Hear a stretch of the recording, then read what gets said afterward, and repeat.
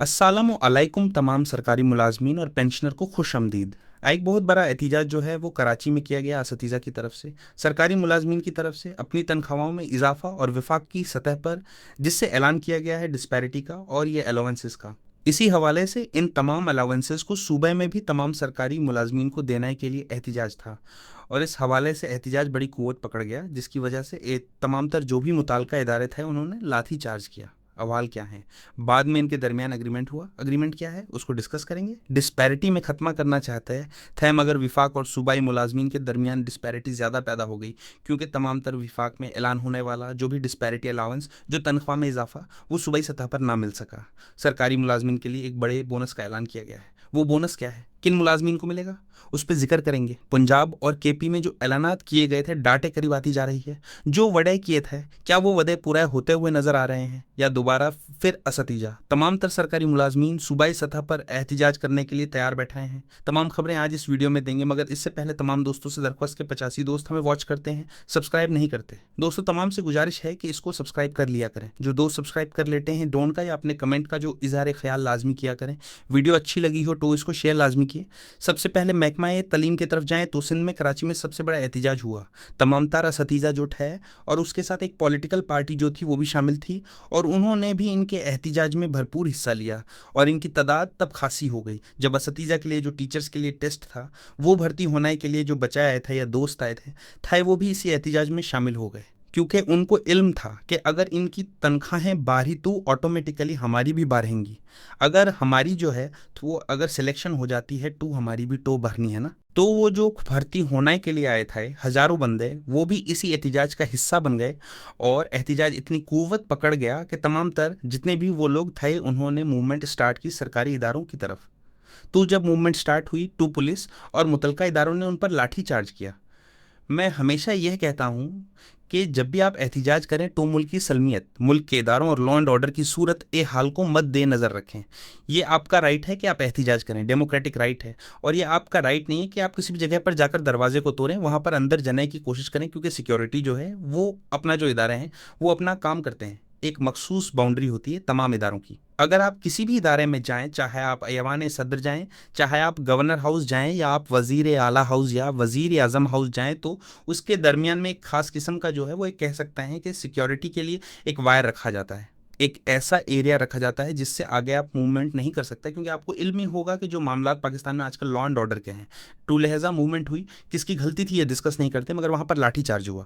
मगर बाद में ये तमाम चीज़ें जो हैं वो डिस्कशन के बाद, ये तमाम चीज़ें डिस्कस करने के बाद इनकी जो भी मुतालिबत है वो मानने के लिए कमेटी बन गई, इनके दरमियान मुआहदे तह पा गए। अब यहाँ पर एहतिजाज फिर दोबारा ख़त्म हो गया। इसी तरह के एहतिजाज पंजाब और केपी में भी हुआ था। केपी के में वुज़रा ने वाड़ा किया था, और पंजाब में जनाब डीएसपी और एसपी ने वाड़ा तय किया था। अब डीएसपी एसपी साहिब जो हैं वो अपनी जिम्मेदारी निभा रहे थे। अब वदा किसने किया था, वो बंदा कोई भी नहीं जो कि हुकूमती सतह पर जिसके साथ आप बैठकर दोबारा जो है वो मुज़ाकरत की दावत दे सके, कर सके। तो पंजाब में फिलहाल जो है डेडलाइन दी गई थी वो करीब आ रही है। 15 मुहर्रम जो है डेडलाइन दी गई थी, और जो विफाकी सतह पर और सूबाई सतह पर वदे किए गए थे, खासतौर पर केपी में वुज़रा ने वदे किए थे, उनसे आस्किंग वो कर सकते हैं क्योंकि वो हुकूमत का हिस्सा है। तो लिहाजा अभी फ़िलहाल किसी किस्म की कोई अपडेट नहीं आई। कच्ची जो है मामलात हुए वो भी मैंने आपको अपडेट किए। मगर एक जगह पर अलाउंसेस बहुत ज़्यादा खुलाए दिल से बांटे गए हैं, सरकारी मुलाजमिन के लिए बोनस भी दिए गए हैं। अगर आप के जहरे ही देखें कि कौमी असम्बली में मौजूदा गुज़श्ता माली साल के लिए सप्लीमेंट्री ग्रांट्स मंजूर, ये 27 जून की खबर है। उस दिन जहां एक बड़ी अहम और दिलचस्प बात सामने ये आई कि एक ऐसा ऐलान किया गया जिसमें सरकारी इदारा जो कि इन्वॉल्व हैं वो खास किस्म की बजट प्रिपरेशन में उनको एजाजिया भी दिए गए, उनकी तनख्वाहें डबल भी दी गई, 5वें तनख्वाहें दी गई। अब दोस्त कह रहे होंगे वो कौन से इदारे हैं जो बजट प्रिपरेशन में शामिल थे, वो भी मैं आपको बताता हूं। मगर इससे पहले देखें, कौमी असेंबली में मौजूदा गुज़श्ता माली साल के लिए सप्लीमेंट्री ग्रांट्स कसरत ए राय से मंजूर, और वजीर खजाना मोहम्मद औरंगजेब ने बजट की मंजूरी का अमल मुकम्मल होने पर ऐवान का शुक्रिया अदा किया। कौमी असेंबली में आइंदा विफाकी बजट के बाद मौजूदा गुज़श्ता माली साल के लिए ज़मनी ग्रांट्स की भी कसरत राय से मंजूरी कर ली। माली साल 2023-24 के लिए 180 अरब और 87 करोड़, जबकि माली साल 2024-25 के लिए 857 करोड़ से ज़्यादा जो ज़मनी ग्रांट्स मंजूर की गई हैं। अब इसका पढ़ने का मकसद ये था कि आखिरी जो पैराग्राफ है बड़ा अहम है। मोहम्मद औरंगजेब सामने इख्तितामी कलिमात में ये कहा कि बजट की मंजूरी का अमल मुकम्मल करने में कामयाब हुए। इख्तिलाफ ए राय जमहूरियत का हुस्न है। उन्होंने बजट सेशन में ड्यूटी देने वाले सरकारी मुलाजमीन के लिए 5 तनख्वाहों के मसावी बजट एजाजिया का ऐलान किया। इस हवाले से मैंने आपको खबर दी थी कि एजाज़िये 3 किस्म के हैं। एक बजट प्रिपरेशन में, इसमें इदारा जो शामिल है मैं बताता हूँ, और दूसरा एजाज़िया परफॉर्मेंस बेस पे होगा। तीसरा एजाज़िया जो होगा जिनकी परफॉर्मेंस एक्स्ट्रॉर्डनरी होगी उनको दास के हिसाब से दिया जाएगा।